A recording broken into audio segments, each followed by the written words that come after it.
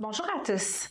Dans la capsule d'aujourd'hui, je vais parler d'un contrat qui est assez essentiel lorsqu'on fait affaire à plusieurs, qu'on soit 2, 3, 4, 10 ou plus actionnaires, lorsqu'on a des partenaires d'affaires, qu'il s'agisse de nos cousins, nos frères et sœurs ou nos meilleurs amis, il est essentiel de prévoir d'avoir une convention entre actionnaires. Il arrive régulièrement que je rencontre des nouveaux entrepreneurs qui créent une nouvelle société et qui se questionnent à savoir à quel moment est-ce pertinent d'avoir une convention entre actionnaires. Est-il possible d'attendre quelques années ou quelques mois pour la mettre en place? Ma réponse la plus fréquente est de prévoir d'avoir une convention d'actionnaires dès le début. Donc, du moment où on a créé la société et qu'on sait qui seront les actionnaires de départ, je recommande d'avoir une convention entre actionnaires parce que celle-ci va vraiment venir régir comment est-ce qu'on va gérer nos différentes relations, comment est-ce qu'on fonctionne entre nous, mais également parce qu'il est préférable de concevoir notre convention entre actionnaires lorsque tout va bien, lorsqu'on est encore au stade du démarrage, lorsqu'on a plein d'ambitions, qu'on a une bonne dynamique, plutôt que d'attendre lorsque ça fait peut-être plusieurs mois, plusieurs années qu'on est en activité et qu'il y a eu peut-être entre-temps quelques soucis. La convention entre actionnaires vise à prévoir toutes sortes de scénarios qui peuvent ou ne peuvent pas survenir. Donc, c'est vraiment hypothétique à certains égards, mais il en demeure que c'est un document essentiel parce que lorsqu'on a besoin justement de trouver une solution, en allant dans la convention entre actionnaires, on aura plus souvent qu'autrement prévu la solution aux problèmes auxquels on fait face.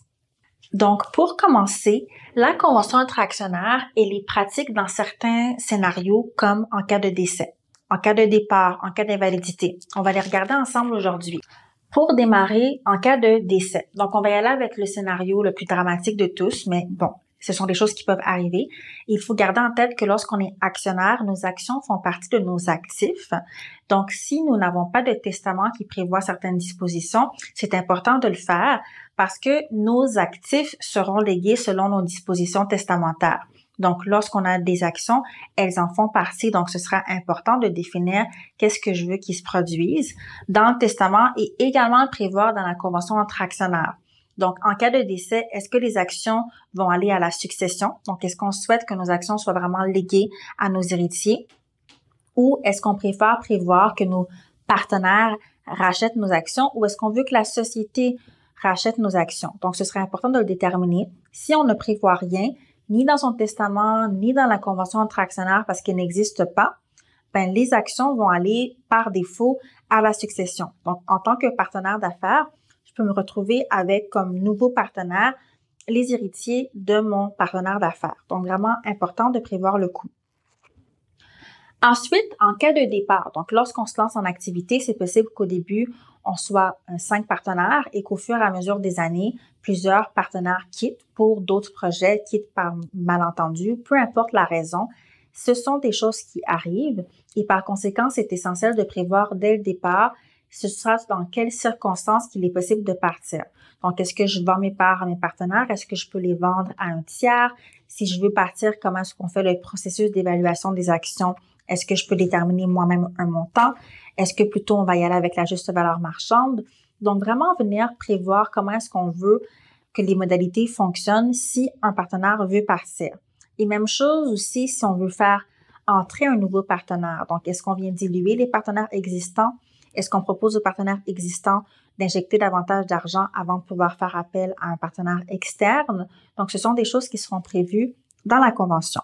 Donc, on a parlé de décès, on a parlé de départ volontaire, mais on peut aussi parler en cas d'invalidité. Donc, si on a un partenaire qui fait un burn-out, qui est invalide pendant plusieurs mois, donc pendant combien de temps est-ce qu'on peut être invalide et demeurer actionnaire dans une entreprise?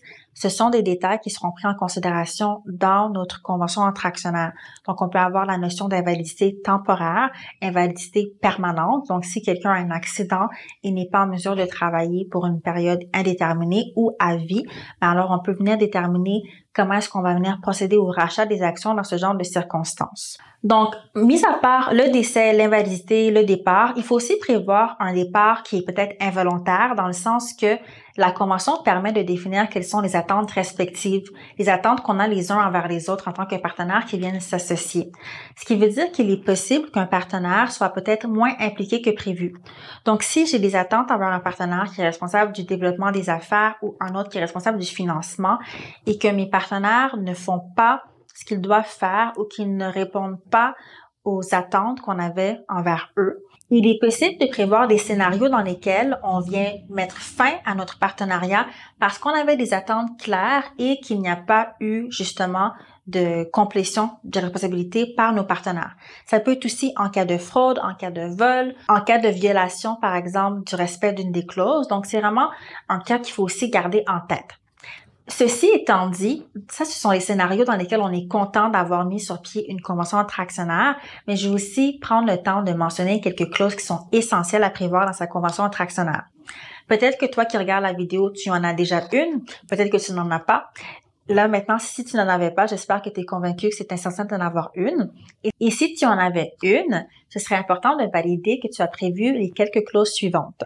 Donc, j'ai mis à l'écran la clause de propriété intellectuelle, à savoir, est-ce que c'est clairement indiqué que tout le travail qu'on va faire ensemble, tout ce qu'on conçoit en tant qu'actionnaire, en tant que partenaire d'affaires, c'est au bénéfice de la société.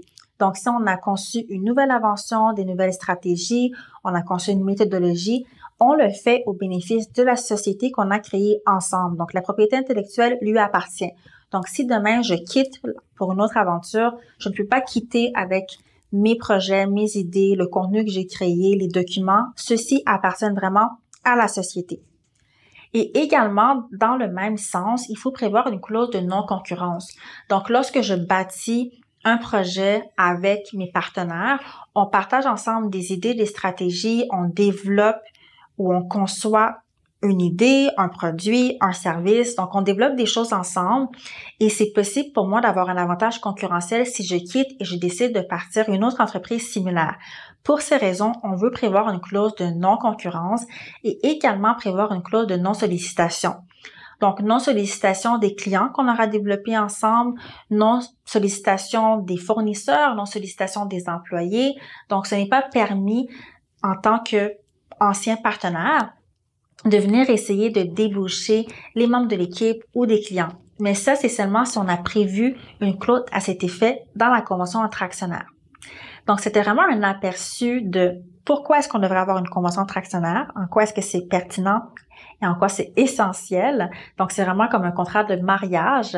Dans la vie de tous les jours, on a des conjoints. Mais en affaires, lorsqu'on a des partenaires, c'est la même chose. Ce sont vos époux, vos épouses, mais en affaires, vos époux corporatifs, on pourrait dire.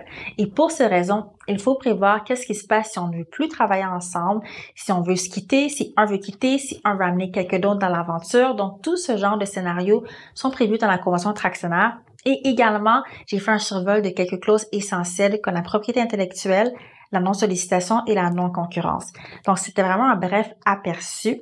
Si tu es en phase de démarrage et que tu souhaites avoir d'autres conseils et astuces pour bien démarrer, je t'invite à regarder le lien dans la description vers ma formation gratuite, les 5 étapes clés pour réussir le démarrage de ton entreprise. Merci d'avoir regardé la capsule et on se revoit la prochaine fois.